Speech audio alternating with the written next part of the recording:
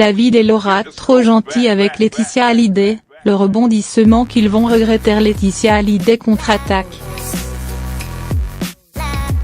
L'affaire de l'héritage de Johnny Hallyday est extrêmement complexe. Peu de temps après le décès du rocker, Laura Smay, encouragée par son frère David, publiait une lettre ouverte dans laquelle elle annonçait sa volonté de faire valoir leurs droits dans la succession de leur père. Les deux aînés qui se serrent les coudes réclamaient un droit de regard sur l'album posthume du taulier qui sortira le 19 octobre prochain ainsi que le gel de ses biens français. Puisque ceux qui travaillent sur un joli projet commun n'ont pas enclenché de procédure aux États-Unis. À l'issue de cette première audience, ils avaient été déboutés de leur demande concernant l'opus de Johnny mais avaient obtenu le gel des biens.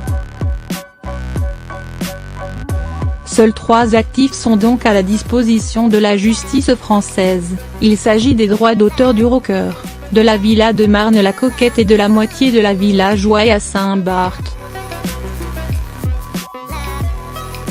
Il faut dire que la liste des biens de Johnny Hallyday faite par Laura Smay, était assez restreinte. La raison / tout simplement parce qu'il ne connaissait pas à l'époque, en janvier 2018, l'étendue du patrimoine du chanteur, révèlent nos confrères du Figaro. Mais aussi et surtout parce qu'il ne voulait pas asphyxier financièrement Laetitia. Sauf que David et Laura Smay doivent désormais s'en mordre les doigts. À l'exception de Marne-la-Coquette, la jeune veuve possède, en son nom propre, la moitié de toutes les maisons du rocker, ce qui représente un patrimoine personnel de 30 millions d'euros au minimum, assurent nos confrères. La mère de Jade et Joy compte bien préserver au maximum la fortune de son défunt mari.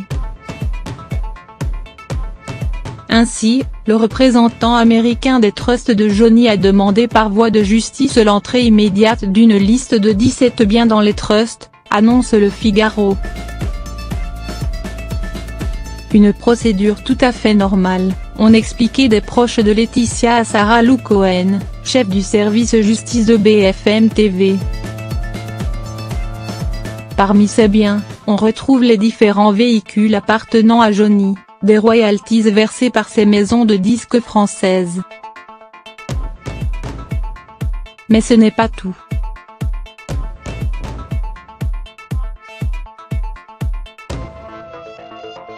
Selon des documents obtenus par le Figaro, Bank of America demande également les 52 bornes rocker, la société américaine qui appartiennent à Johnny Hallyday. Les 50 autres sont la propriété de Laetitia Smay, et qui est censée percevoir ses revenus musicaux soit transférés dans le trust.